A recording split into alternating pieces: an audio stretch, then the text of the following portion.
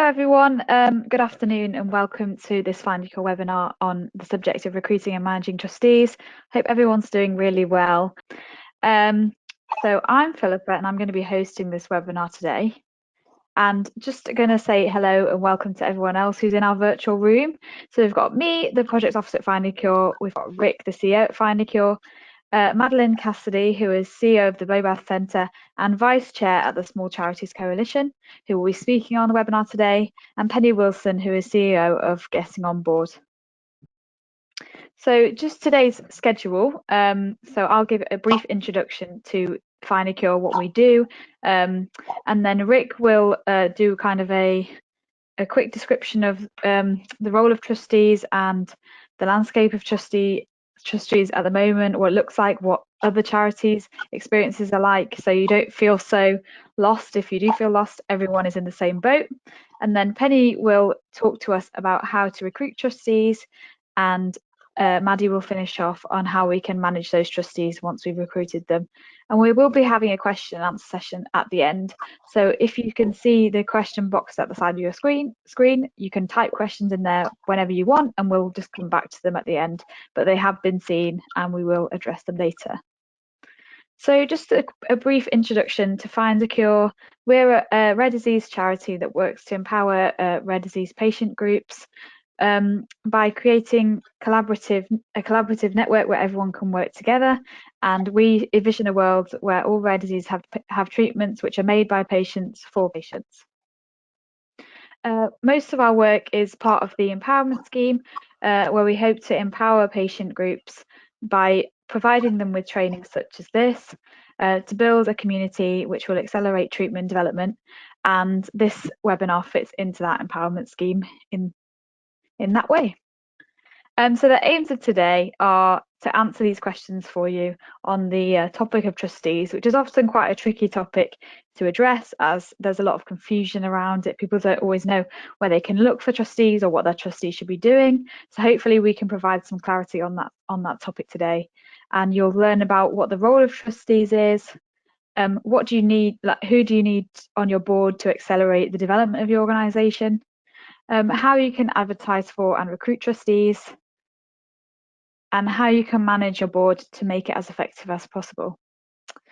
I'm over to Rick now, and he's going to do his presentation about the role of trustees at the moment and why we need trustees in our charities. So over to Rick. Okay, so welcome and thank you all very much for attending this webinar. We hope it's really useful, and my introduction today is just to give you a bit of basic background and grounding in what the role of trustees is, what we think the context of that is in the rare disease patient group world in particular, and a bit about why we think it's so important for some of you guys to be thinking about trustee recruitment. Before I dive into my slides, I just want to make a quick thank you to Penny. So a lot of the data and information and content I put into this short presentation is based on some material that Penny sent over to us prior to this event, so thanks for that, Penny, and you'll see Getting On Board's logo throughout, just to highlight the places where they've So let's dive in. What is a trustee? What are we all here to talk about? I think we all have a sense or a rough idea from our own experience in running charities what a trustee is or should be. But essentially, the Charity Commission of England and Wales defines a trustee like this. So trustees have overall control of a charity and are responsible for making sure it's doing what it's set to do. Quite a broad definition, a general definition, but it gives us a clear sense of what the role should be. And essentially, in almost all circumstances, a charity will have a board of these trustees, a collection probably of between 3 up trustees that are volunteering to help oversee and manage the organisation. They should be essentially the final decision makers for a charity and have that kind of final responsibility for its successes and any failures that happen. And generally, they're giving that executive strategy, scrutiny and support, and having oversight of some of the finances and major decisions in an organisation. But of course, as Penny points out on her homepage of the website, there are loads and loads of charities out there, 400,000 or so in the UK. But in many of the cases, there's a very, very small charities where it's really just the trustees that are there to do the work as well. They don't have other volunteers or paid staff. So that role of trustee can be quite flexible depending on the size and state of your own organisation. And that's worth bearing in mind, because I think often The guidance that's out there, the definitions that are out there really refer to the trustee in that kind of oversight strategic role, assuming a more professional charity beneath it with CEO and staff and such like. So what should trustees do? Well, again, we can dive into the Charity Commission website and see what they are suggesting in this area. And they suggest 6 major areas, which you can see here, where trustees should be acting. Primarily, trustees are going to be there to ensure that the charity is carrying out its actual charitable purpose, and that is for the public benefit. So are you acting as a charity should act, and are you doing what you say you do as an organisation? And that's a very important role for trustees, to ensure that you're staying on your mission and delivering to meet your mission. There's many useful skills that are needed for that, but obviously, crucially, you need the trustees to be able to understand the purpose of your organisation and the need that your organisation is trying to meet. Having those types of skills on your board is clearly beneficial. Secondly, they specify that they should be able to comply with your charity's governing document and therefore the laws that tie into that. So really, you want someone on your board, ideally, who's got an understanding of either the governance of organisations or to some reference to the law. They would be useful skills to have if you can get them. But generally, board trustees need to be aware of the governing document and how the organisation should be run. A third point is that they should act in the charity's best interests, so trying to make sure that all decisions that are made are right for the organisation, not any individual necessarily on that board or anyone they're related to or linked to or tied to. So you need to think about the board and what conflicts of interest might pop up. And you need people on the board who are therefore responsible. A fourth point, manage your charity's resources responsibly. Now this will come into money often, so it's important to have financial skills and management skills, because actually a major resource for many charities is in fact time, and the time of their volunteers, be they trustees, the volunteer members, and the time of the staff as well. So how do you make sure you're using that resource that you have at your disposal as a charity effectively? Trustees should act with reasonable care and skill, so actually trying to apply their skills effectively and be diligent, well prepared, and working hard in the role. And they should ensure that the charity is accountable. So to make sure that you can really assess the work you're doing, that you're accountable to someone, that you can justify and show that the work you've done is. Again, for that, you need some understanding, ideally, hopefully, of how to report on things, how to record things, and those kind of skills could be useful for you as well. There are, of course, a whole range of different skills that are useful, and often we just deal with what we have. You can find out a lot more about how the Charity Commission for England and Wales define the role of trustees on their website, and they also have this handy PDF document, the Essential Trustee, what you need to know and what you need to do as a trustee, which is something any of you could look at if you're looking to define that role more clearly for your organisation, or to think about your own role as a trustee moving forward. The slides will be available afterwards, and the link is embedded here for you. So what's the position in patient groups? And this is a slide I've just thrown together myself this morning, to be honest with you, thinking a bit about what we know from the organisations that we at Findacure work with. And I think for many rare disease patient groups, the trustees really are the people that are running the charity, both in terms of the grant decision making, but also particularly in the smaller groups that are starting out. There are no employees and no other volunteers, and it's the trustees that are delivering projects and the benefit of the charity, as well as actually the strategic oversight. Furthermore, with some of those really small groups that are founded by people who are themselves patients or carers for their rare condition, many of the other trustees could simply be friends or family of those original founders who are going out there trying to really provide help and support to those individuals, but they're not necessarily doing a huge bulk of the work. So we tend to see a pattern where there are certain key founders within patient groups that are doing large amounts of the work when they're at that kind of size. So those additional trustees, they kind of are there from a desire to help, but they might lack some of the time, some of the knowledge, some of the skills, or maybe in rarer cases, some of the drive to support that organisation on a quite regular basis. And that's something that I think is worth drawing out. Another thing we see quite often in patient groups that we work with is that many have medical advisory boards, and in some cases there'll be a clinician or key researcher that works quite hard to support that charity and are often therefore appointed to the board of trustees, and that's a relatively common position. So we see a reasonable frequency of medical or research knowledge on the board of patient organisations.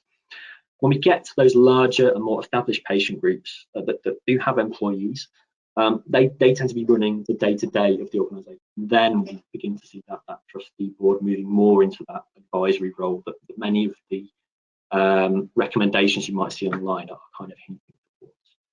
So hopefully somewhere on that spectrum you recognise yourself, and we'll be very interested to hear from you at some point about how you see yourselves fitting into the spectrum. So given that, why should I think about recruitment? And I think I want to draw on this because a lot of people will think I have my board of trustees, they're what I need to be a charity. That's that, right? There's lots of reasons to think about recruitment, and I think it's really important in the rare disease world for us to mull that over. And these are stats again taken from Penny's work at Getting on Board, and we can see that 74% of charities surveyed do find it very difficult to recruit trustees. It's not a simple process. Over 90% of charities tend to recruit most of their trustees through kind of word of mouth or existing networks, and that's very much my impression of how things are done among rare disease patient group boards as well. We are reliant on people we recognise, know, and can help support us that way.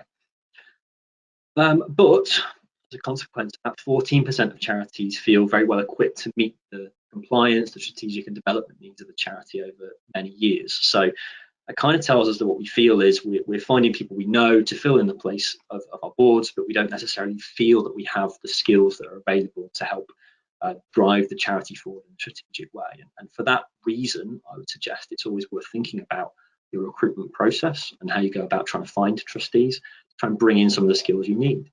So whatever the size or age of a patient organisation, there probably are things that you want to have access to support your development.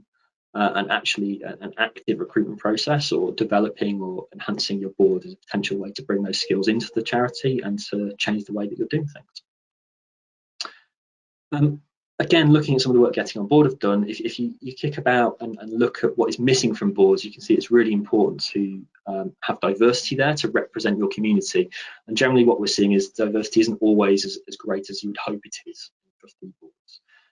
In many cases, there's a lack of professional skills present on boards, and those are things that can help you build an organisation and run them. So skills like having finance, PR, fundraising, legal skills, digital skills, marketing skills as well, are all things that can really benefit a trustee board and help a charity to move forward by using the skills of those trustees or their contacts. Representation is very important, so we generally see that young people aren't well represented on boards, and I'd say that's probably also the case in many patient organisations.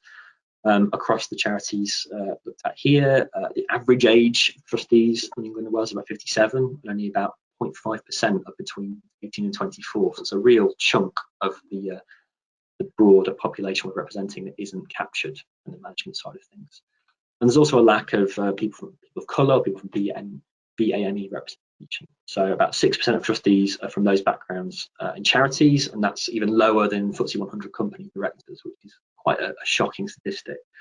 And based on that, those three on this left-hand side of the screen, I really do think are areas, based on my perception, where we might not be doing so well on charity and patient group boards. I think on the other side, probably doing reasonably a little bit ahead of the curve in terms of the charities. So service users, or those with lived experience as trustees, I think is probably relatively prevalent within the rare disease patient community, because often the founders are themselves carers or patients of rare conditions. And more broadly, only about 59% of charities said that their boards weren't representative of the community. So I think our community serves that well.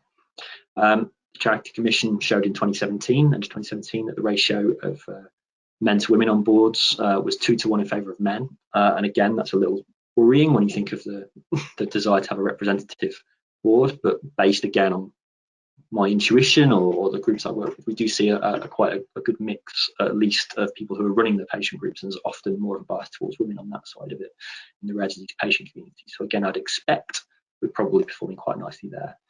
And finally, other minority groups, such as people with disabilities, maybe underrepresented. Again, with our inclination to have boards that are run by people living themselves with the condition or caring for the condition, we may be performing slightly better there. These are all the types of things we should be considering when we're trying to build a nice, diverse, representative board that can help move us forward. And I think today's session will help us think about these things. So I thought I'd just wrap up my little session here, looking at our boards. Findacure's board as a case study. By no means the gold standard board, but they're not bad. They do all right, which is nice to see.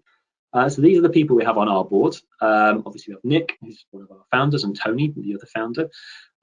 Joe and Sophie joined us very recently, actually, after we ran recruitment process inspired by a training session with Penny, who's following my talk here, and then Andy and Edna, who've been with us since we founded back in 2012, I think, in the board perspective. And I think we tick a few of the boxes here quite nicely. I think Findacure's board is quite effective in terms of the different professional skills we have representative. We obviously have a clinician in Tony. We have consultancy skills from both Joe and Sophie, lots of life science expertise in here as well, spanning pretty much all the board members have some experience in the life sciences sector. Drug development, charity experience from Nick, who's a bit of a serial charity entrepreneur. Lots of skills in communication from both Edna and Andy. Branding particularly is a strength of Andy, and business growth and development. Sophie in particular has built a company up from about 2 people to over, well, getting towards 200 people now. So lots of skills there that we can draw on in our board, which is fantastic. We obviously don't have anyone on our board under 40, so there's a slight lack of diversity in terms of the age diversity there, but there is a spread within the board we have, which is great. We're lacking on the BAME representation, obviously, but we do have some representation from service users or those with lived experience. Obviously, Nick himself being a parent and carer to some degree, and Joe has been diagnosed with a rare condition as well. We're nicely representative of women with 50-50 mix on our board, which again has only just kicked in after our recruitment process, but we are lacking obviously on other minority groups. So there's areas where we're doing quite nicely, other areas of representation we probably need more of, in particular, probably capturing more of that patient voice and more different experiences and backgrounds on the board, something we could look to do more in the future. That gives you a sense of what we're doing, and I hope through this session we can look a bit more detail at how we go about recruiting people to our board to try and build that diversity and bring the skills that we might want into our boards to make sure we have what we need as patient organisations. And then the always tricky thing of thinking about how we make the most of that board and manage them more effectively. So I'll wrap up my brief talk there, and I will then be ready to move us on to our next speaker, who's Penny Wilson from Getting on Board. But before we do that, we have a couple of surveys we'd just like to run to get a sense of what you guys are up to and your perception on trustee recruitment. So I'm very first going to launch a poll, which is asking about the confidence that you feel with the trustee recruitment process. So this should hopefully now be visible to you. So if you could just select your current opinions as our audience of what you feel about the trustee recruitment process. Okay, we're getting some answers coming in now. Thank you, guys. Only 50% of you now voted. We've got a general not very confident feel. I'll give you a few more seconds to get the votes in. Okay, fantastic. Well, I've got more than 3/4 of you voting, so I'm going to call it there. Thank you. So let's close the poll. I'll just share those results, which I can't see, but broadly speaking, what you can see is a bias towards a not very confident, 41% there. About just over 1/4 of you feeling quite confident or better in how you can go about recruitment. So I think plenty of room to learn there, which is fantastic. Thank you for that.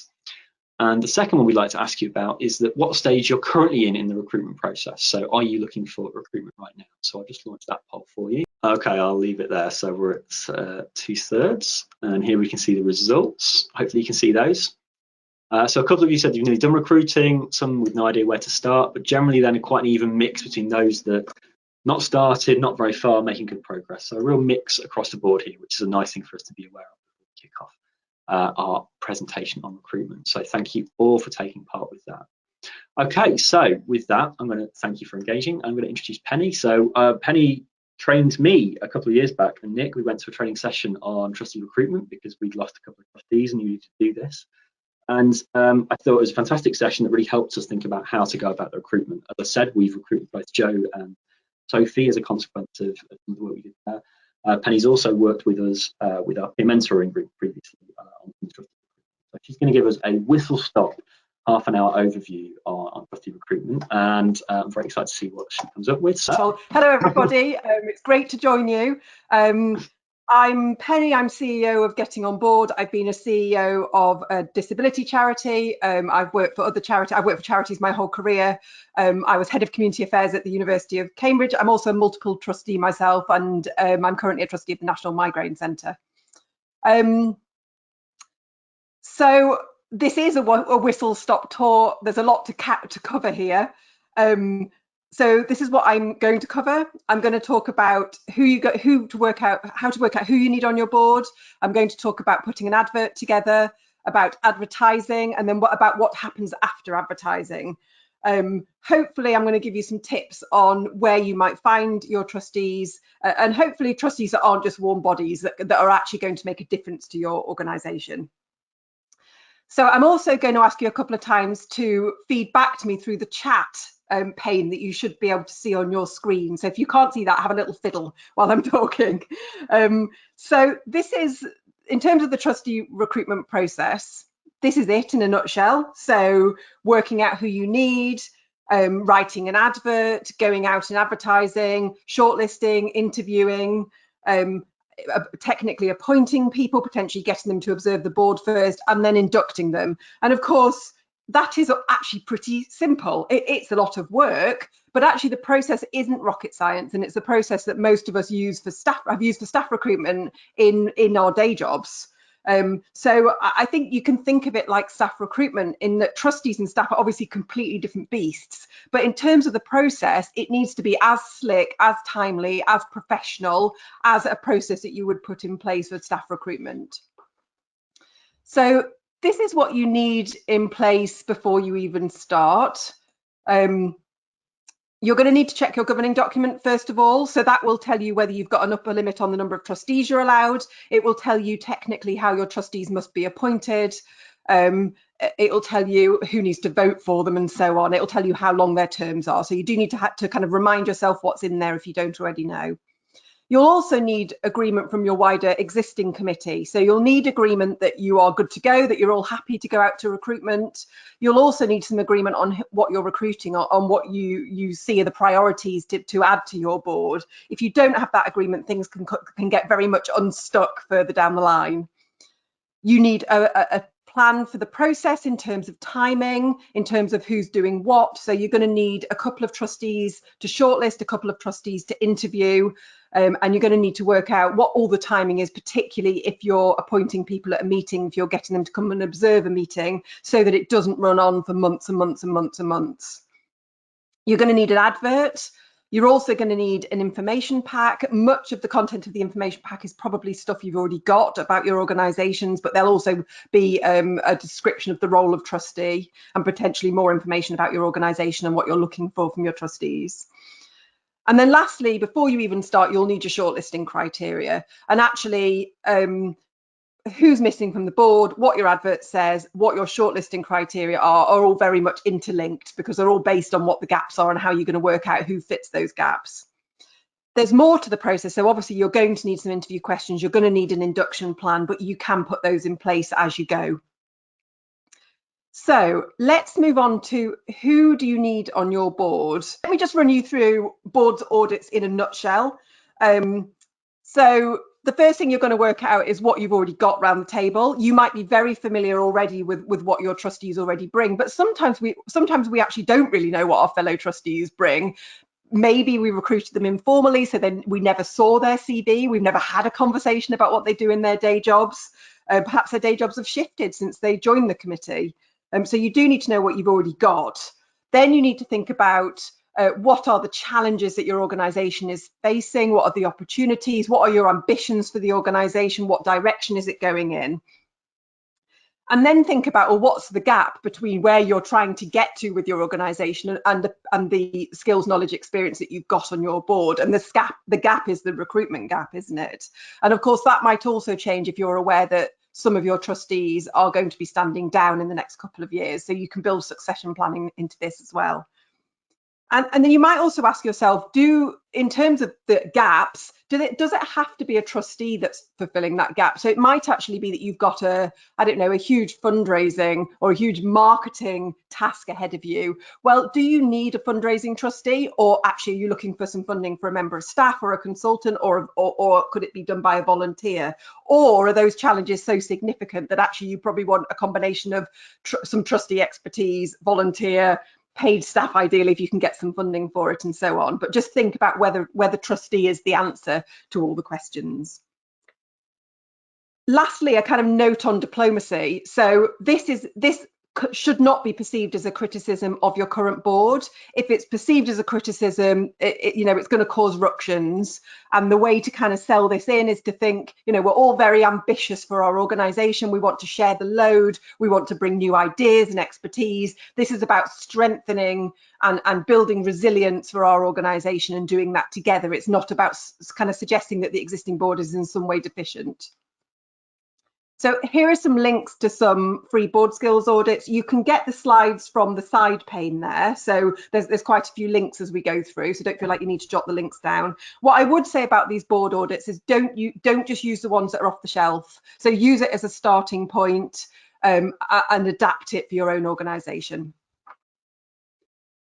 So use the Q&A or the chat field. Tell me what sort of the that your organisation is likely to face over the next 5 years, challenges and opportunities. Someone's responded to your question, Penny. We've got one response talking about organisational growth. Someone else talking about funding, another funding and sustainability, which are classic ones, definitely. Yeah. Anyone else got any comments? Yeah, here we go. Time and resources available from the existing group, so getting the most from the people who are currently there. That you've already got. Yeah. Succession planning, someone else has said. Around funding and sustainability as well, and fundraising is another that's popped in. Great. So, okay. So a few similarities there as well, which is entirely what I'd expect. So work out what your challenges are, then go back and think: do our current board members have what we need to tackle those challenges? And if not, there's your gap. So it might be that your gaps are fundraising, finance, particular medical knowledge, understanding of the NHS, legal. I mean, and the list can go on, and that's going to be specific to your organisation. Just a note on how diversity cuts across that. So if you look at your board and you think you might have a diversity issue, then diversity needs to cut across those different skills, knowledge, experience areas. So for example, you wouldn't say, right, we need somebody with a good understanding of a particular medical field, we need somebody who knows about charity governance, we need somebody who knows about fundraising, and we need somebody under 70, because actually the under 70 bit needs to cut across the other 3 skills areas rather than being a thing in its own right, because nobody wants to be recruited just because they're of a certain gender or a certain age. They want to be there because they're useful. So let's move on to adverts, and I'm going to ask for some comments on adverts. So I've got a couple of adverts I want to show you. So tell us in the chat or Q&A field what you like, so what works well, and what you would improve. Here's the first one of 2. I'll give you a minute to read it. So both of these adverts are real. They haven't been doctored in any way. Great that the charities are actually advertising, because most of the sector isn't advertising for trustees. So I'm kind of bigging them up before we rip them apart. So tell me, of Girton Town Charity, is there anything in this advert that you like? I've got one comment in so far, Penny. Someone's saying it doesn't say what the charity is or does. Yes, it's very easy to rectify what you don't like. Yeah. Someone else says lots of information, great descriptions, but none of it stands out. Sarah said it doesn't mention what the charity does as well. First one's very busy, doesn't give the aim. Someone else said it's boring. Yeah. Not clear what the purpose of the charity is. No contact details. Too long-winded for nothing said. Someone's son says it doesn't like an actual advert. Yeah, that's a good point, actually, isn't it? Yeah. The heading is appointment of trustee, as if it's an announcement rather than a call to action. So I mean, all those comments are great. It doesn't say what the charity does. To be fair to the charity, I've snipped this out of our local village magazine, and it does say on the page what the charity does. Somebody said it was boring, there's no contact details. I mean, it asks for a written application to the chairman, so it's very formal. It's quite old school, isn't it? There's no way of asking questions if you wanted to ask a question first. Any other comments there, Rick? Someone says it does sound welcoming in the text, which is something. Someone's just written no info on where to go if someone wants to to talk more about it, which we've just said. Yeah, absolutely. Yeah, there's a thing here which we would welcome a new member of any age, sex, race, or belief who shares an interest in the promotion of the charity and its purposes. So it kind of starts quite friendly, isn't it? But it ends with having to write a letter. So there's one. Let me show you the next one and get straight on the comments and tell me what you think of this one. And while people are reading, I just mentioned someone else has just said that it's good on that last one that they're explicit about it being an active hands-on job in that case, which is a good point. So that those trustees are, I mean, there's no right answer to this. Some trustees have to be hands-on because there's nobody else to do the work. So if you are in an organisation where the trustees are very hands-on, you need to be completely explicit about it and be explicit as you can about the time commitment. No pictures, someone's commenting, so it's not very visually stimulating. Someone said this is a very informative full role as explained, like the bullet points that describe the skills needed. This looks much better, a good explanation of what's needed, straightforward with no waffle, clear about the skills they're looking for, much clearer in the first one, good information on the background to the trust, clear they are seeking new people, and clear on what they want to do, also clear on the input and responsibilities. So generally people are having much better. No, what's in it for me, someone says, which is similar to that's a really good point. I mean, I think you're all right. This is much better, isn't it? It's very clear what they're looking for. It does a good job in not that many words telling you what the organisation does, what they need, where they meet, what the time commitment is, how to find out more. It's got a closing date, which adverts often don't. It isn't very visual, so that is something that you might look to improve. But actually they do a pretty good job. But yes, there's no what's in it for me. So on our website there's a resource bank. On there there's absolutely loads of templates of example adverts. There's interview questions, shortlisting questions, a rejection letter, an induction pack template. There's all sorts. And on there is an advert from TLC, which I couldn't share with you today because it's too long to go on a PowerPoint slide. But I urge you to have a look at that.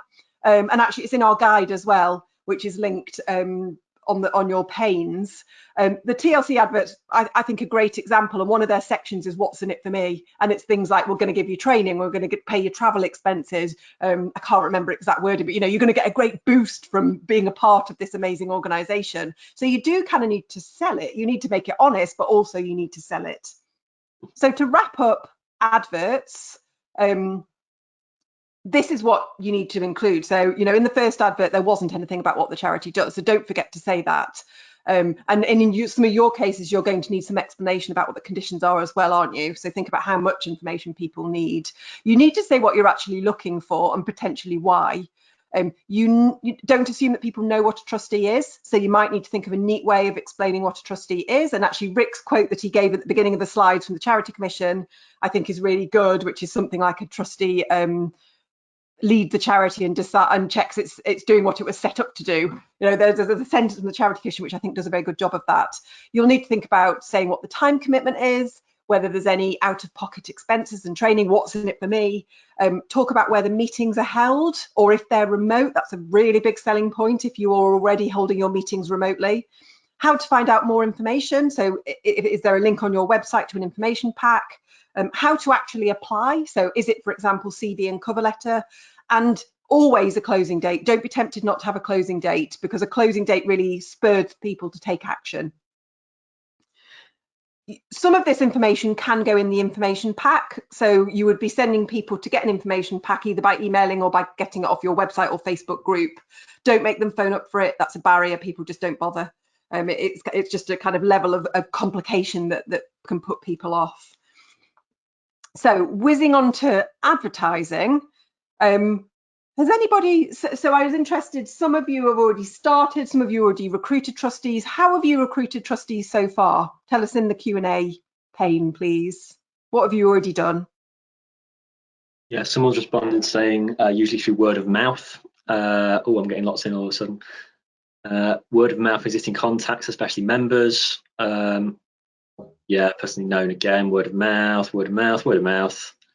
Ask my friends who had some good skills, own community. So someone, Deborah, has in the process of doing it using advertising online platforms, including Recruit3, etc., as well as word of mouth, and email advertisement to members, someone else, and someone has been using social media in patient groups and through rare disease networks. Right? Great. All word of mouth, but some additional things starting to spread. Excellent, thank you. So I'm going to talk to you about two different types of trustee recruitment, and you're going to want to do some of each. Everything I suggest here is free, bar a couple of links where I've put there's a charge. But actually, I don't think you don't need to spend anything on trustee recruitment. There's a time commitment, that your time probably, in terms of actually making it happen, but you don't need to spend lots of money on recruitment. You might decide to spend lots of money. You might be looking, it might be that you've worked out that you need something very specific and you decide that advertising in a particular publication, for example, is really going to get you in front of the people that you might want to be trustees. And so I wouldn't say never spend money, but you certainly don't need to spend any money. So there's generic advertising, there's targeted advertising.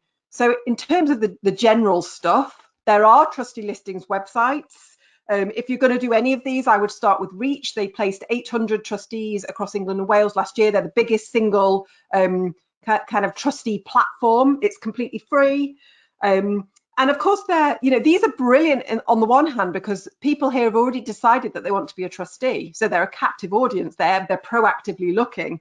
But that's also a shortcoming, because if you're only reaching out to people who've already decided they want to be a trustee, then that's kind of a small microcosm of the people that might be trustees. And it needs to be people, you're kind of relying on an element of luck, that they're in the right area of the country, that they're interested in your cause, that they've got the right skills, that they're looking at the same time you're advertising, and so on, which is why it's not enough just to do the generic stuff. Here are some of the more generic places you can advertise. The two at the bottom do hold a charge. And I would say that Charity Job, The Guardian and Third Sector, they're within our own charitable sector. So they'd be good for things like fundraisers, maybe not so good for a skill or knowledge area that doesn't sit just within the charity sector. Other places, so don't forget, some people talked about their, using their membership, their own membership, brilliant. So don't forget your own website, your own social media, your own newsletter. In our research, we found that only about 50% of charities were advertising on their own website.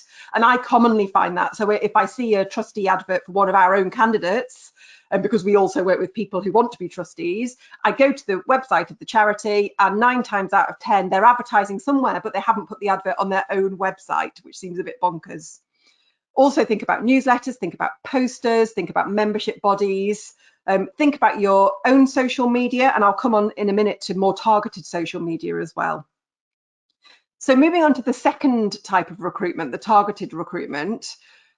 This is all about not expecting people to come to you. This is about going out and telling people, recruiting people proactively. Don't assume they know you yet, that they know your organisation. Don't assume they know what a trustee is or that they might become one.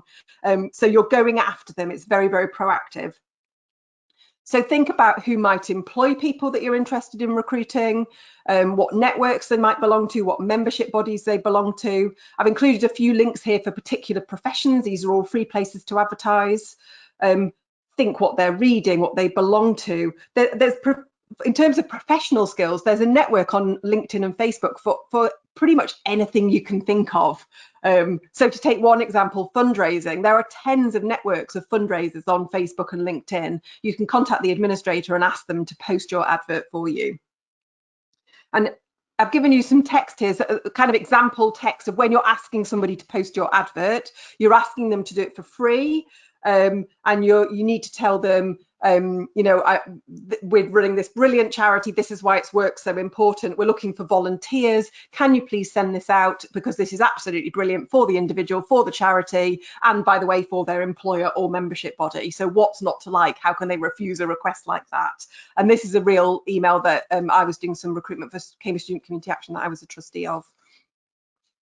So just to wrap up advertising, to come back to personal connections, because lots of you said that you were using, asking friends and connections to become trustees. I wouldn't throw the baby out with the bathwater and stop doing that at all, but I would do it in a different way. So for example, if you're looking for a marketing person and Janet next door is a marketing person, rather than going around to Janet and saying, would you please become a trustee? Would, you know, Janet, can I twist your arm? Would you please become a trustee? And then you end up not knowing if Janet's really got the right skills or the time to do it. And maybe you've got a kind of awkward favor doing relationship from there on in. You'd be saying to Janet, we're looking for a marketing person. Can I pick your brain about where we might find this person? Where could we advertise? Could you send it on for us? Janet might say, oh, I'd like to do this myself. At which point you say, great, I look forward to receiving your application. So it's quite a different way of approaching it. So to sum up advertising, you're going to be thinking some generic, some targeted based on the different areas that you're looking to recruit, and do some from each kind of bucket. And of course, that isn't the end of the process. That's the end of my talk, but there's more to it. So there's also the shortlisting, the interviewing, potentially observing the board, the formal appointment and any checks that you need to make, and then the induction. And all of those are really, really important. And if you get any of those bits wrong, then things can become very unstuck as well. All of this is outlined in our guide, which is here. It's on our website. It's within this presentation. I think it's coming out to you afterwards as well. So that explains every stage of trustee recruitment. So thank you. Okay, hello everyone, it's Philippa again. I'm back here just to introduce our next speaker, who is Maddie Cassidy from Small Charities Coalition. So before I hand over to Maddie to talk to you about how you can manage your board and make it as effective as possible, we've got some more polls that I'm just going to run so we can see what kind of point everyone is at in their actual board management and how confident they feel with their trustees at the moment. So the first poll is, how confident do you feel at managing your trustees?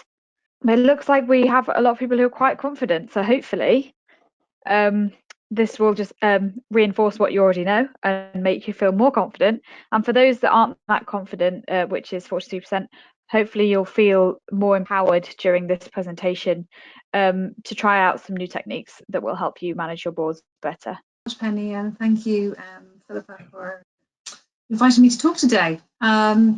So my name is Madeleine Cassidy. I am Vice Chair of the Small Charities Coalition, which is an infrastructure organisation designed specifically to help small charities grow and develop and thrive.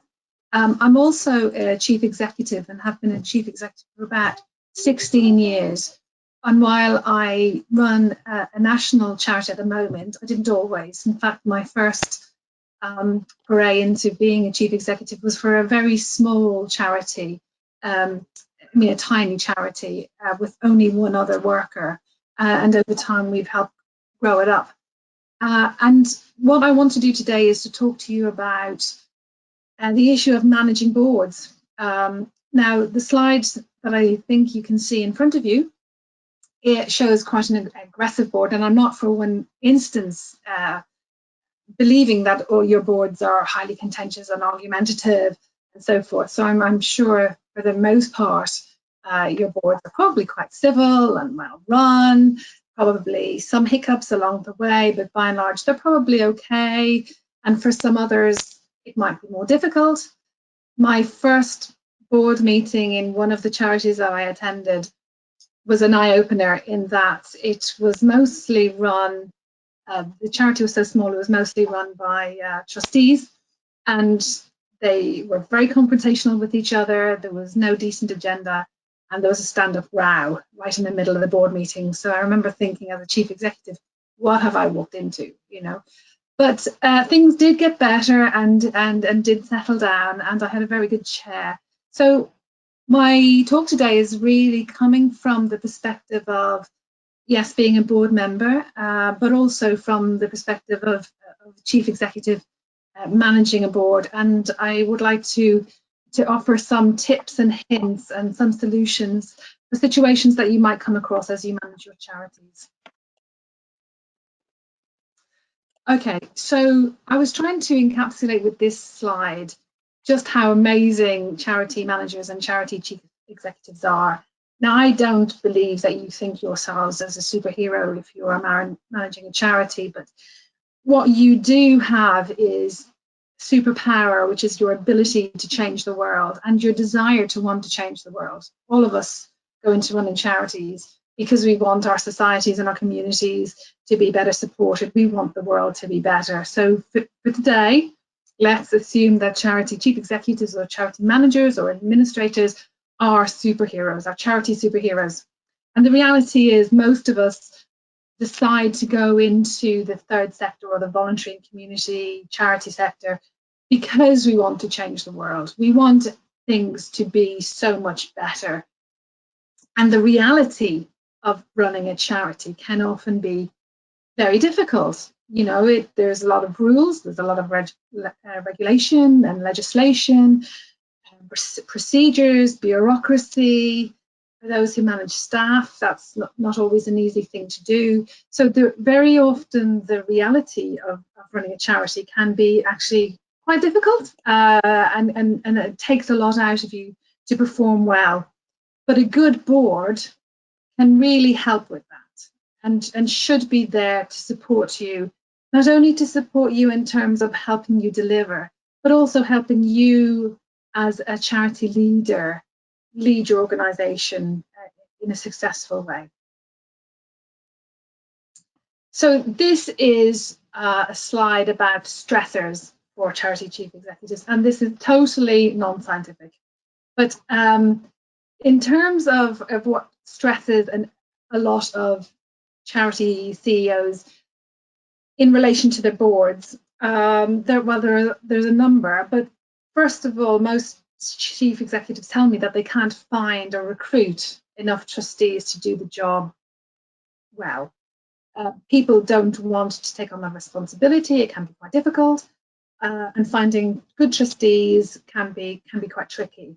So they're hard to recruit, and training them takes time and investment that sometimes us chief executives just don't have. Frequently, though, even when you do manage to get the trustees, sometimes they can just be a trustee in name only and be missing in action, or rather, as I like to say, they're missing in inaction, where they're blocking a place on your board, but they frequently just don't turn up to meetings and don't let you know they're not going to come to your meetings. Some trustees want to take the place maybe because they want the responsibility, or they genuinely feel that they can help, and sometimes they want to help but they don't necessarily have the skills. They have the enthusiasm but they don't have the skills to take part, which is also challenging for us. So once you get them on board, then sometimes meetings can be very difficult and poorly run, particularly if your chair doesn't issue an agenda in advance, or keep to the agenda, and meetings can overrun. If you have trustees who are responsible for certain things, so if you have a solicitor who looks after legal stuff, sometimes they just don't do what you want them to do, they don't do what they're asked, or sometimes they may have a lead role but they don't step up and they just don't get involved, or sometimes they're too involved in what you want to do and try and micromanage or overstep the boundaries in between what their strategic role of oversight is and what your management role is as an operational lead. So in terms of managing the board, there are certain challenges, and very often, in fact all too often, a lot of the job of managing the board and supporting the trustees falls to the chief executive to sort out, which is difficult because in and top of running your organisation and fundraising for it, there's also the issue of sorting the board out. So it can be a real stressor. So really, about boards, their role is in relation to governance. And governance is really a word to explain how the charity is going to be run and stewarded and led. And the board's role is a really important one in charity law because they're responsible for setting the strategic direction and the culture of the organisation. It's their job to make sure that the charity is well run, it has objectives, and it delivers its mission. So that's really the main function of the board. And I know Rick touched on this, but when you get trustees to take part in the board, very often, particularly if you're a small charity, you just want an extra pair of hands to help with things, take ownership of things. But the role of the trustee in charity law is very broad, and it does carry with them a responsibility. So their role really is in connection of making sure that the charity delivers public benefit and is compliant with its legal obligations. They must also act in a certain way in the best interests and make sure that money, in terms of money spent on services or money spent on people, it is done responsibly.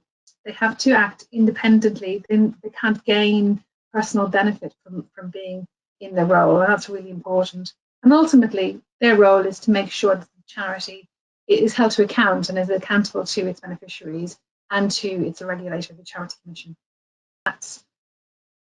You first of all have the right number of trustees on the board, but it's also about the skills mix and experience. So I would echo what previous speakers have said about recruiting trustees for experience and their skills, making sure it's diverse. And diversity is not necessarily just in terms of ethnicity, but also in terms of disability and other protected characteristics that there are. I, having run a disability charity, believe that people with certain disabilities, for example, the lived experience and the day-to-day dealings that they have in coping with a disability adds hugely to the richness of the board.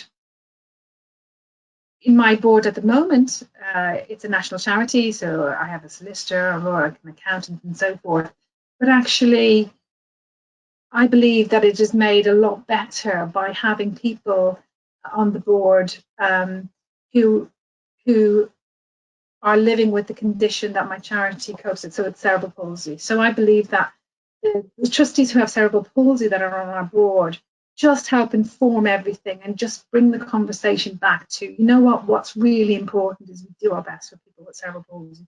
So I believe that really lived experience is crucial, and there's no less important on a board than those professional skills, and really vital. So have a good mix of skills and experience. When you're thinking about your board, don't have too many. Don't have 20 or 25 trustees, because that can be unwieldy, but don't have too few either. One board I was working with had 3 trustees, 2 of which were married to each other. So it was it made things very difficult. So what I would say is aim for a good. I have 7 or 8 trustees. Well, in the process of having 8 trustees now, and that's a good number, because too many is hard to manage. Too few, it makes it really difficult. And think about having a regular turnover. So think about having a certain number of terms. So if each trustee is taken on for a 3-year term, for example, try not for them to have more than 3 terms of 3 years, terms of 3 years, 3 terms, so 9 years in total. They do tend to get stale. They do tend to say things like, that's not what we've done before, all those kind of things. So think about a churn, a regular churn. So trustee recruitment, for example, is something that you need to invest in constantly. And when I say you, I mean you and your chair. So this is, again, a very unscientific version of trustees and trustee types. I've dealt with many boards, and I know it's wrong to stereotype people, but people do tend to have certain behaviours, and when you go onto the boards, frequently certain types emerge, and you can meet the trustee who is know-it-all and who knows everything already and always has the right answer. You can have the person who talks a lot, and you hear their voice all the time. There's the trustee who likes the detail and will sweat over dotting the I's and crossing the T's, because that's their nature. They're very pedantic. There's the trustee who insists on holding you to account all the time, and that's their mission. And sometimes they forget that actually their role is also to support you. There's the I'm only here in person, which is the person that actually turns up, but their mind is elsewhere. they're thinking about other things, but they're there and they always turn up, but they don't really contribute. There is the quiet one. One trustee in one of the roles that I had, I was the trustee of that organisation for over 2 years. He not once did he say one word in that time, all of the board meetings, which was quite daunting. There's missing, and what I mean by that is the person who's a trustee, but they just don't turn up to meetings and they don't tell you that they're not turning up. And there is the busy person who is really skilled and has lots of value, and only if they had time to give you more of their time, they would be brilliant, but they're on the board. So this is just some funny trustee types, but take the point that the behaviour that they have when you recruit or you interview somebody or you ask somebody to help, their behaviour can change once they're in a meeting, and they can fall into stereotypes of behaviour as they struggle to get to grips with what a trustee actually is and does and how they can best help. So it is worth remembering that people have different behaviours, and understanding the role will help them address what behaviour they should be adopting. It should be that when you recruit, that you actually prepare them for what it's like to be in their meetings. So they should be prepared, which means that if you have a board meeting coming up, that you issue papers in advance, that really you need to tell them sometimes to read the board papers in advance of the meeting, because what you're discussing can be quite complicated and they won't have time to get to grips with it and contribute positively at the meeting. So they really need to prepare and read board papers in advance. Of course, they need to think to review the results of the charity, say in the last quarter, how many people that you've helped and where the finances are. But they also need to think strategically and not be worried about, for example, the detail of what biscuits will be offered at a charity fundraiser event. But they actually need to be thinking about, okay, well, where will our charity be this time next year? What financial position should we be in? How many beneficiaries should we have helped by them? So they need to be action focused, not just be there to read board papers, and they need to do things, not just say things. It's important, though, that they're not yes people to you. So when you go and you present, for example, your strategic plan or your plan for a fundraiser coming up or your plan for a new service, that they really need to be empowered to ask the questions, and you need to help them with that and actually tell them what they need to know, because this may be the first time that they've been a trustee. So it's important that they can really hold you as the charity chief executive or the manager, that they hold you to account. But it's important then that it doesn't get into this blame, negative culture, so that it remains positive. And if there are issues, then they can be addressed in a very professional, supportive way, rather than blaming you if things go wrong. So really what we want trustees to do is to support and challenge without being disrespectful. Really, it's about creating a culture where everybody is valued and that everybody acts in a certain way and says thank you.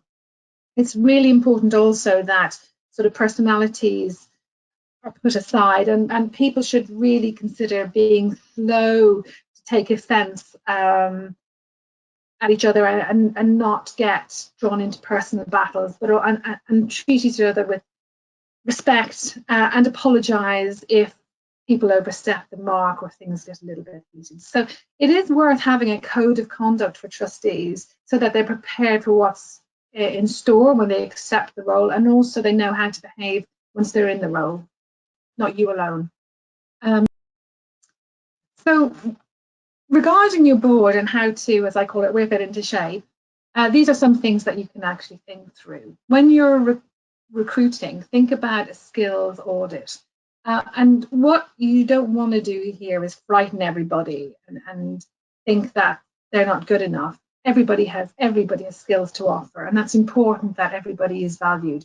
So think about where you want the charity to go. This time next year, we need to have, for example, better marketing. So then think about, do you have a marketer or somebody who is good at marketing on the board? And if not, think about recruiting for that gap. it's important that nobody feels undervalued at this point. So try and make this as positive as you can, and try and get the chair to lead on this if you can as well, because it's important. It doesn't, this ask of doing a skills audit doesn't pitch you against the board, but is actually being driven by the board. So the board feels if there are gaps there that it as a group of people, as a team, can address. It's also really important that when you take on board members and new trustees and you give them roles, that there's clarity. So, you know, you do need to get job descriptions for yourself, the chair, the treasurer, trustees, and that way you will know the remit for each of the roles and the boundaries. In particular, it's really important to get clarity between what a chair does and what a chief executive does. And looking at it, one of the ways of doing that is drawing up the job descriptions, but another way is having a delegation of authority so that you as a chief executive can know what level of authority, what is within your decision making, what behaviours should you adopt, and when should you go to board for approval. So if it's, for example, in finance, at what point do you have to go to the board for approval of a certain invoice? And if it's over maybe 2K, 5K, then it goes to the chair for approval, and over that amount then it has to go to the whole board for approval. So it's making sure that there's a delegation of authority in relation to finance or decision making or staff management or branding or whatever it is, but just making sure who knows what decisions each of you can take. In terms of galvanizing trustees and actually making the most of them, think about getting lead roles for trustees so that they lead on a certain topic. Again, you might want to get clarity in the nature of that lead role, but what I would say is think about if somebody does, for example, have finance, that they lead on treasury, the treasurer role, treasury items, finance things, and it can take some of the pressure off the chief executive or the chair if it's handled right. If not, sometimes power can go to their heads and disputes arise, and you want to block that off. So if they're a lead role, you need to be clear as to what actually that means. And it might be they just take a lead and have oversight of things rather than being operationally responsible, because in all of this, you as the charity chief executive remains the lead operational manager for the organisation. One thing to do within the organisation is to make sure you have a strategic plan. And in some cases, the chief executive drafts it and presents it to the board for approval. In other cases, the board works with the chief executive to create something. In other cases, the board handles it and tells the chief executive what they're doing. So what I would say is, for me, it works well. Certainly, I've always had a very strong vision of where I wanted my organisations to go to. So I would work with the board, get their steer, go draft something and go back, get more information, and then it would be up to the board to approve it. And once they approve the strategic plan, my job would be to implement it. So I think it's important to have a strategic plan for 3 to 5 years. If you don't have a strategic plan in your organisation and your organisation is very small, I wouldn't worry. What you do need, though, is an operational plan. So you have a plan of action to work to for the year and get a good plan in place. And what you can do is use the operational plan and backfill it with strategy. So you think about the tactics that you want to employ. Then you work back into your strategy to say, okay, well, why I'm doing this is I want to grow awareness. And try with your board to develop a strategy plan based on strategizing your operational plan. Think about putting a budget in place also, so that you as a chief executive can go back to your board and you can tell the board how budgets are doing, how money is faring, and how you've performed against budget. I think also it's worth you asking your chair for monthly supervision sessions. And it doesn't have to be very difficult, and it could actually just be a telephone number, a telephone call, or a Skype. But it's important that you develop a really good relationship with your chair. They will understand you and where you're coming from, and they will get involved in the organisation in terms of growing their understanding. But that is really important, so that when you go to a board meeting and you're presenting, your chair can cover your back. They will know where you're coming from and how to explain things. In terms then of getting and managing the meetings, just a quick word about having effective meetings, sending out the agendas in advance, making sure you do the minutes very shortly after a board meeting, actions are agreed, documented, and timescales put in place. So there are some of the textbook things that chief executives can do to try and manage the board. So these are some of my tips as a chief executive, trying to just to tell you about on a personal level how things can help. And as a superhero running a charity, what I would say is you need to look after yourself. It can be very tough running an organisation, doing the fundraising, if you're responsible for the fundraising, dealing with staff and managing a board. And it's remembering to give time to yourself, to plan, not be on doing everything all the time on a treadmill, but actually looking after yourself. Self-care is healthcare, so that's important. What I would say is it's important really to get a good chair. So I've heard of some small organisations that have asked their brother, their sister, their dad, their mother to be their chair, their best friend. What I would say is it's important you get your chair to do the can-can. And by that I mean you need to select somebody who you feel, could give you an appraisal. I know, for example, my dad, there's no way he would ever give me an appraisal. But the chair really needs to be objective and to be somebody that that could give the chief executive an appraisal. So so think about that when you ask your neighbour to be a chair, for example. It doesn't always work. So they should be of that kind of stature and to be able to do that kind of thing. They should also be a person that can run a board meeting effectively, that they have that kind of gravitas and authority and humour and interpersonal skills. It might be worth giving your chair some training in how to run meetings.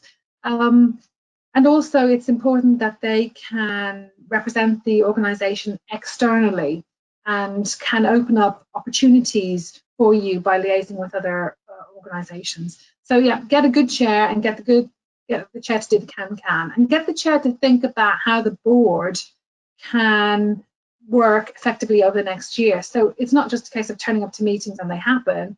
Get them to plan the year out and what they want the board to do, or how many policies should they be developing over the next year. It's really important to set clear boundaries. So when a trustee, for example, has volunteered to lead on something, make sure that they understand that if they are leading on something in relation to policy or governance, then it's as a trustee. But if they have come to help you sell raffle tickets, then it is as a volunteer. And at that point, they're volunteering and you remain in operational control. So that's really important to just know the boundaries of those different roles. Make sure you have a plan, because that is what you as a chief executive are accountable for. So if the board have agreed your plan, whether it's a strategic plan or operational plan, that's what you're being held to account on. So make sure you put in details about times that things will happen on and costs, and report back on that. And if somebody says, oh, but what about X, Y, and Z? Say, well, it isn't in the plan that you agreed. So make sure you always have a good plan to follow. Be clear about what you want trustees to do. And I've already touched on about limiting their terms. But if you're struggling with making your board work effectively, just always raise it with your chair, or have those conversations with some of your trustees about, it's not really working. Can we do something? Can we set you a challenge to look at governance and so forth? So always keep good communications with you and the board and keep it positive.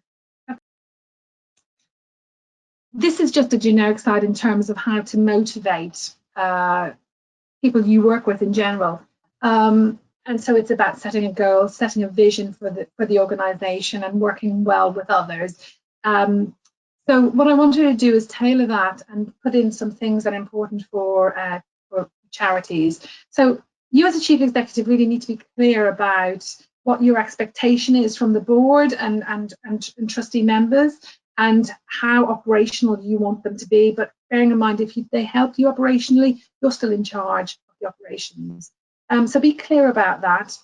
Keep communications open, and that might be whether it's a monthly email or is out to the board members, or it could be telephone one-to-one catch-ups, or our board, for example, has a WhatsApp group, so we keep in touch with that. So communications are good, and we always feel we know what's happening without treading on the chief exec's toes.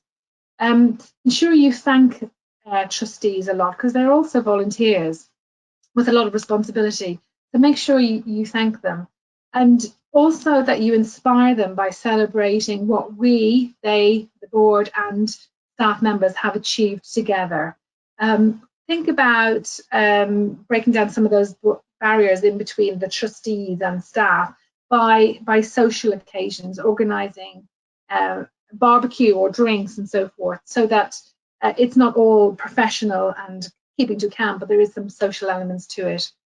And I would say onboarding people is as important as offboarding. So getting people on board and giving them an induction, clear roles is really important. But actually, if you've got a really good trustee and their term has come to an end, offboarding them is really important too. So think about whether you set up a community of former trustees, calling them friends of your organisation, that you still keep in touch with, that could actually, you could steward them into being supporters for your organisation, and keep in contact with them, because that's really important for creating goodwill and also just improving and growing the stakeholders involved in your organisation.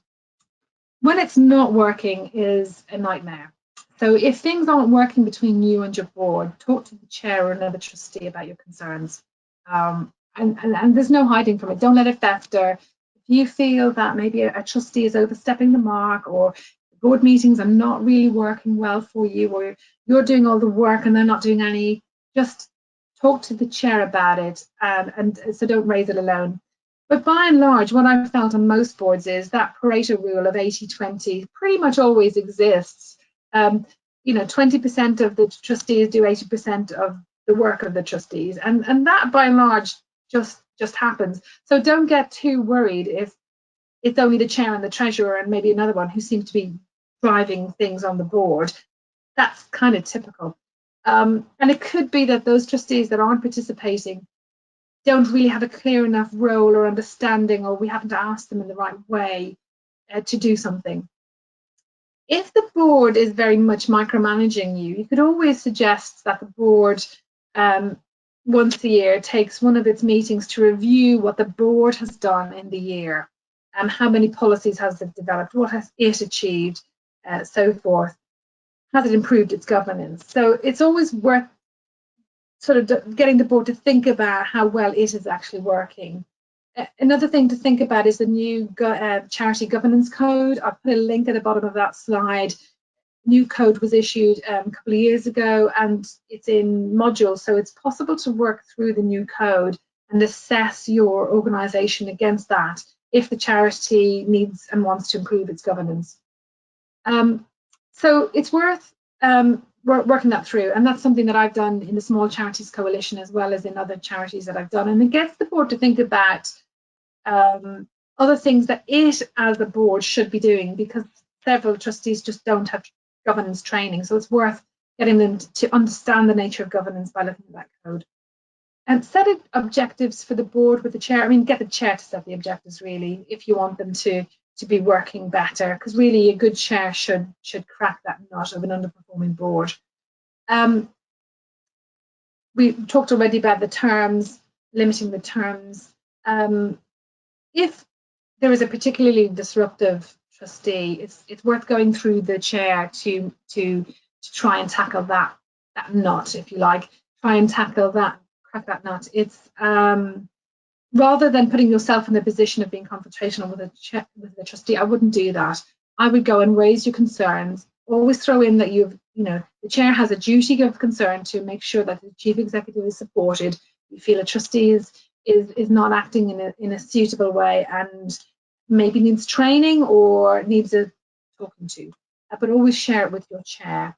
And if, for example, you're getting overwhelmed by the asks, for example, at every board meeting, one of my trustees happens to think about something new they want me to do for the next meeting. It happens all the time.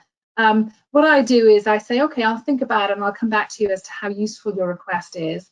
But if I find it is actually really useful, I do get volunteer help on that issue. And I've been getting some support from Reach Volunteering to use their volunteers who can do that thinking of that piece of work that trustee wants to happen. So I hope I have addressed some of your issues. It's hard because I'm just looking at a blank screen at the moment, but I hope I've addressed some of your issues. I hope that there are hints in there that can help you manage your board more effectively. And I think there's a question and answer section later on, so happy to answer questions then and allow you to go back to being the superheroes that I know you are. Thank you so much, Madeleine. That was really informative as well, and I hope that everyone is feeling a tad more confident in how they can address the issues that they're facing and have more confidence in managing their boards. So as Maddie mentioned, we do have a question and answer session now. Here's just some contact details for Madeleine if you just want to take a quick picture or note them down. All the slides and the presentation itself will be available very soon on our website and on our YouTube. So this information will be repeated again. You don't have to like panic or anything. So now we have a Q&A session. So if you want to stick your questions in the question panel as you did before, and me and Rick will address them to whoever is most suitable to answer the question. Was asking if a scientific advisor if scientific advisors always function as trustees, or is it considered a separate responsibility? From my perspective, it can be a bit of both. Generally, you have a separate scientific advisory board, but there may be an individual who's also scientific in a health charity that might be sitting as a trustee. But I don't know if anyone else has any other thoughts on that role and division as well. So I wouldn't necessarily see it as a separate. I mean, there's no reason if a scientific advisor wanted to take on the responsibility of being a trustee. I think Maddie's frozen. No reason why they shouldn't join if they feel passionately about it and wanted to do it.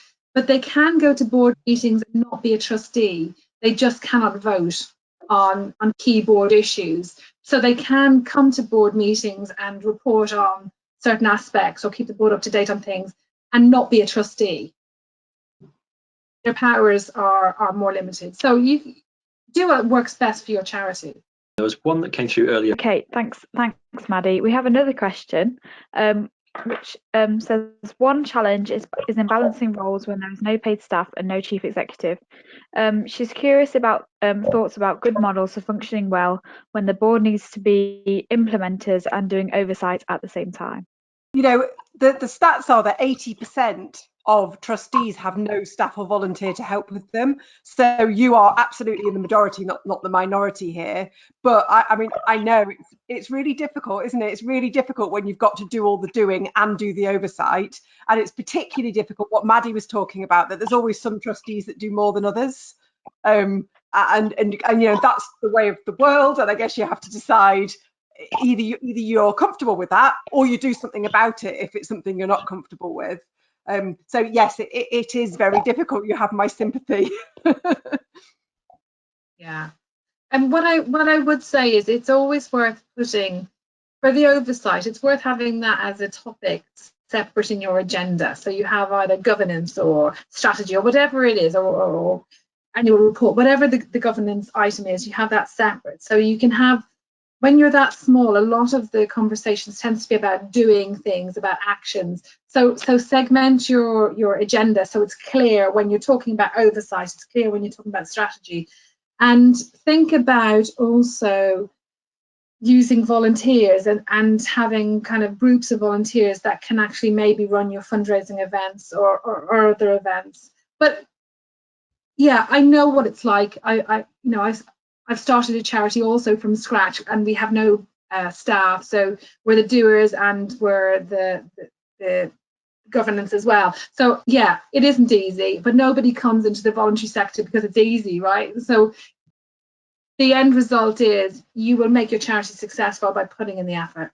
Just randomly on that, is there any merit in that scenario in almost having someone being or assigned as like a CEO role, even if they are part of the board that's running that? Or is that something that you'd probably say keep to that trustee role with someone who's a chair, so that by doing that you do stratify the roles, or is that not somewhere you'd go? Yeah, no, that's interesting, because I've come across a few pro bono chief executives who are a chief executive and they take on that role, but they don't get paid for it. And so they don't have the responsibility of a trustee, but they have the work of a chief executive, but not the remuneration. So there is merit in doing that if you can get a chief executive to do it for free. I think the question about whether they should be a trustee partly depends on whether the plan is for eventually there to be funding to pay them as a CEO, because I think that's often the situation, isn't it? That people, they take on the CEO role, the plan is to get funding in for them to be paid. If they're a trustee, obviously they can't be paid if they're a trustee, but it also gets very messy if they're coming on and off the board, depending on if there's funding to pay for them. So I think that's a mess you don't really want to get into. So we have another question. She says she'd be really interested to understand the difference between the need to recruit more trustees versus people to operate the day-to-day running of the day-to-day running and or the running of projects. And she's from an organisation which has no paid staff or CEO. Yeah, okay. And that's often the case, isn't it, when charities are quite small and want to develop. So I think it comes down to, so if you just have a board of trustees, very often when charities are very small, they do it all. They do the oversight and governance, and they do the day-to-day. I think the starting point is having a plan, and in your constitution it will tell you how many trustees you need to be cored. So you need enough trustees to be able to run your charity effectively with court and do all of the job of running the charity effectively and legally. So at that point, then you will get hopefully people who will take on those responsibilities. A number of people will come through who just want to help, and they want to help the charity, but they may not have the skills and they may not have the inclination to take on that responsibility, in which case they would be better off as a volunteer. What I would say initially is, if you're starting off and you're just developing and you're getting the trustees on board, your starting point is skilling up your board, first of all, and then your board has to develop a plan of action, and then you try and recruit volunteers to help build your capacity to deliver that plan. So trustees first and then volunteers later.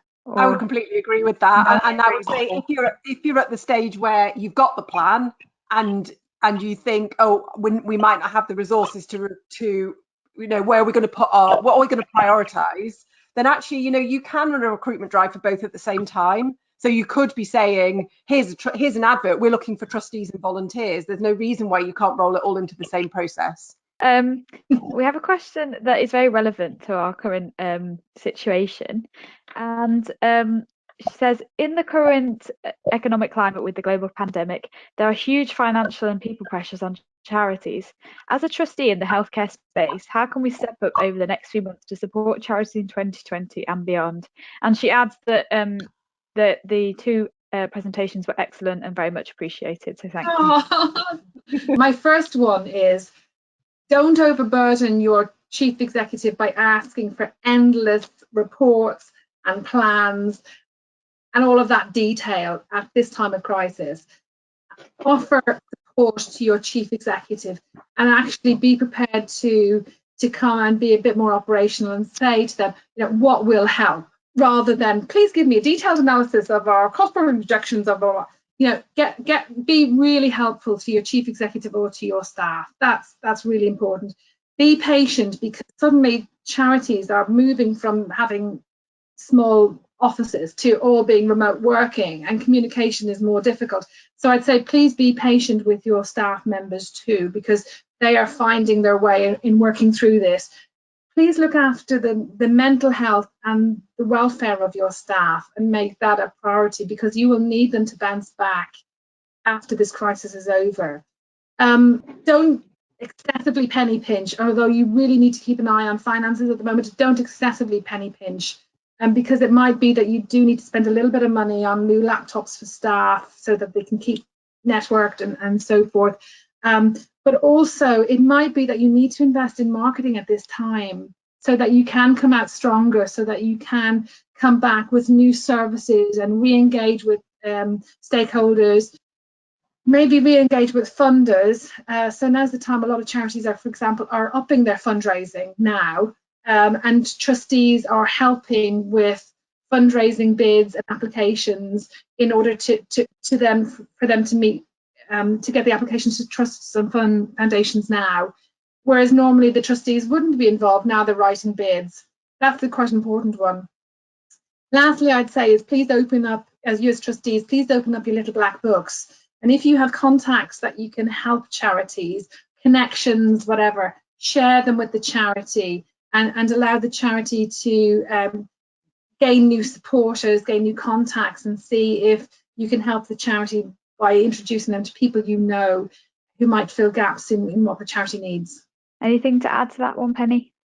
I think just the balance between surviving, you know, a lot of you are very small, no staff. I think surviving through this when we know that funding is, many of the sources of funding are drying up, at least temporarily, but also looking forward and you know, not spending all your time kind of firefighting and trying to look beyond the crisis. And I guess mixed up in all that is there an opportunity here? Are there opportunities? The silver lining of all this, and it's hideous to try and think that there might be a silver lining, but actually, you know, a lot more people being digital, different types of fundraising, actually a lot of people at home looking for volunteering opportunities and training opportunities. So there might just be some opportunities in all this as well. So trying not to be kind of so panicked as to not think, actually, you know, we've got a lot of people sitting at home at the moment, quite bored.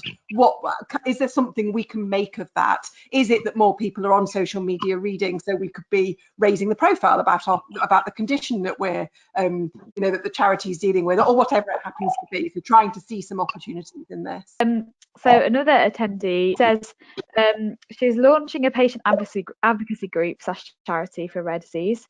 At the moment, it's just her working on this, but she is reaching out to scientists to start getting information to work for a cure. But she has a lot of things to do to get all of this to fall into place. She says, do you have a roadmap on the best steps to take and when to take them in order to get things into place so that things function as well as possible from the start? And then she adds on, for example, you mentioned working with the board to outline the goals of the charity, but it seems you need a certain amount of that work completed before recruiting so that you can set the appropriate direction. It's a bit chicken and egg, isn't it? You need, the trustees to set the strategy, but you haven't got the trustees yet. You need the strategy in order to recruit the trustees. I completely get it. And I think that's why a lot of organisations do start by asking within their own networks to recruit their founding trustees. You know, that's really common in your network. It's common in every charitable organisation. That's often why that happens.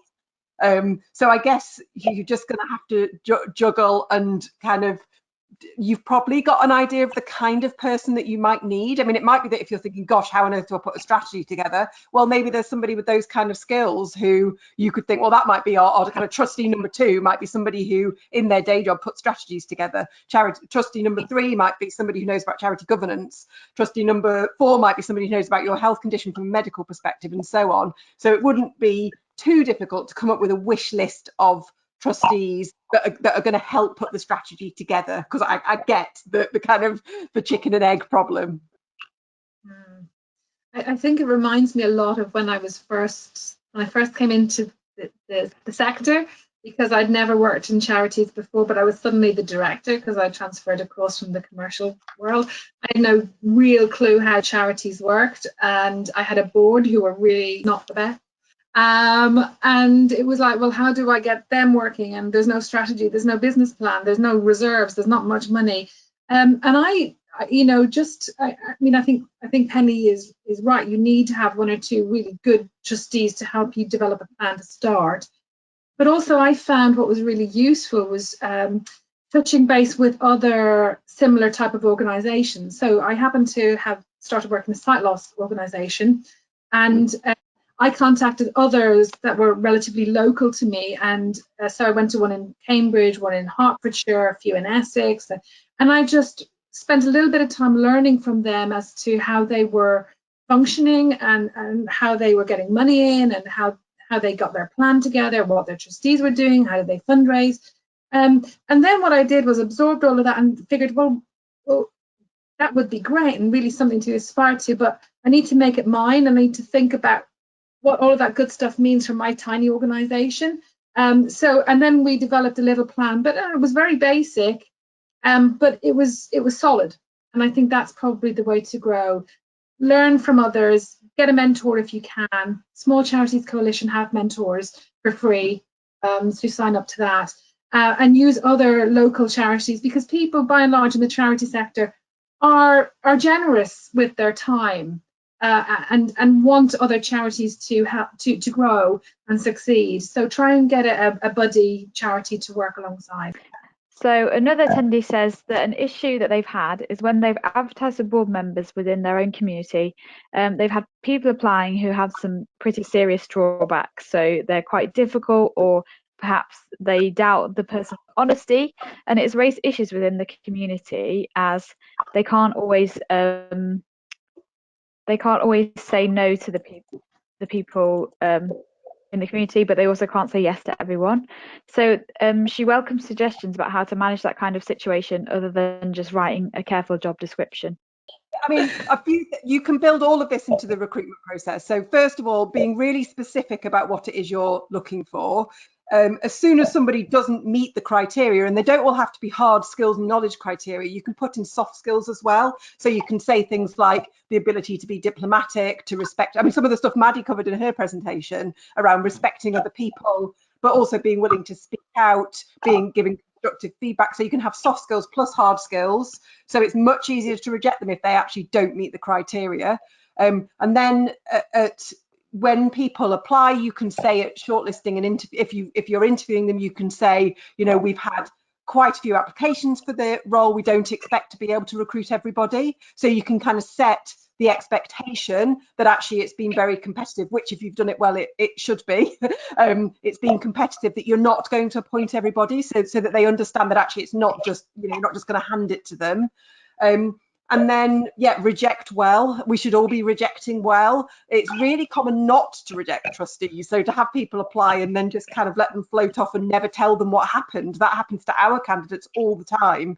So reject people by, you know, they may not be a good trustee for you, and you're describing quite a difficult person, but actually some people are just not a good match for our charity, but they might make a brilliant trustee for somebody else. So I think as a service to the rest of the charity sector, we ought to be rejecting really well, sending people off thinking that actually I had a very fair professional experience there, and yes, I'm not the person they're looking for, but I feel very positive about that charity, and also I'm going to apply somewhere else because they've made me realise I have got something to offer. That just wasn't the position for me. Thanks, Penny.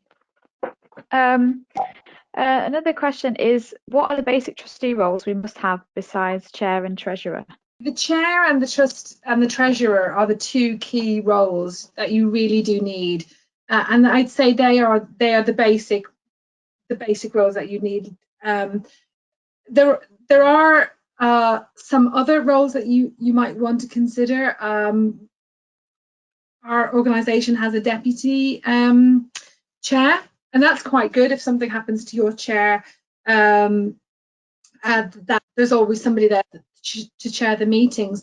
And also in my organisation at the moment, I have a new chair who's new on board, and the vice chair now was the outgoing chair, so I haven't lost that lovely experience. So that I'd recommend having a vice chair too.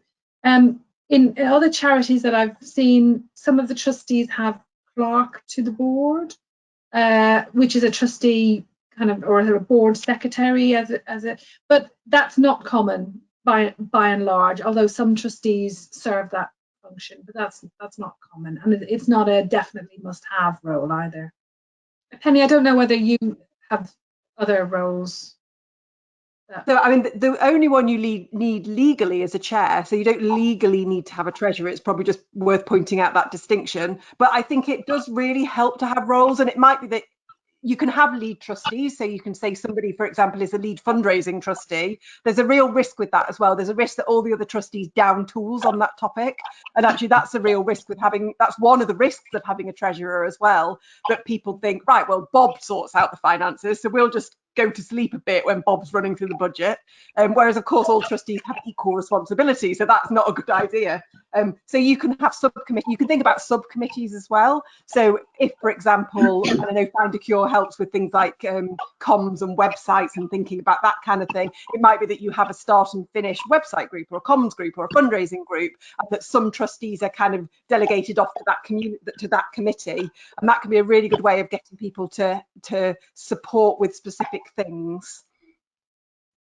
Yeah, I'll just add a little bit on that one. I'm not saying much, but something that we've come across with a few different Resi's patient groups is often the trustee board can be composed of a number of people who are themselves patients, and that can have a number of issues if illness, sets in. It can really limit their ability to take part at certain times, which is perfectly understandable. It's obviously though well worth thinking about duplicating roles or having groups within your board that are doing certain things rather than a single person who's committed to a single role, because if illness is a likely thing to upset that can mean it can to some degree. So I know at certain times in groups you've worked with in a peer mentoring program, we've tried to have that kind of recommendation, and it's worth considering to make sure you're backing yourself up against that kind of issue.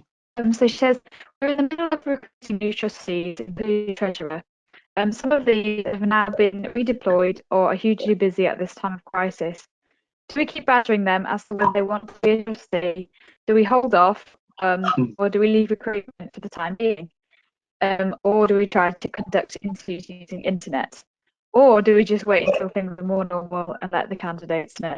You're halfway through recruiting and some of the candidates are having some difficulties because they've been furloughed, or I mean, lots of people are obviously at a very difficult time. I think if it's coming from the candidates, you've got to respect the situation they're in, and actually it would be fair to them to pause the whole process. If half the candidates are good to go and half the candidates are actually really struggling. But it does depend on numbers. So if, for example, you've got, I don't know, 6 people have applied and 1 or 2 are having problems, you could go ahead and interview the others. But it probably wouldn't be fair to reject the ones you haven't interviewed. So you might have to do a 2-step process. It depends how many vacancies you think you've got. In terms of interviewing using the internet, absolutely, just go for it. I mean, I wouldn't let that be the thing that lets you pause trustee recruitment. Sensitivity to people's situation, definitely, perhaps pause, but not, interviewing over things like, well, this or Zoom is almost as good as being in the same room. So I wouldn't not do it because of that. And who knows how long these restrictions are going to last? It could be a very long pause, and those candidates may have, found other roles by then. So thank you so much, Penny and Maddie and Rick, for speaking on the webinar today. And for now, thank you very much for joining. Have a great evening, everyone. Okay, thank you. Bye-bye. Thank you very much, everybody. Cheers. Thanks for great engagement. Cheers.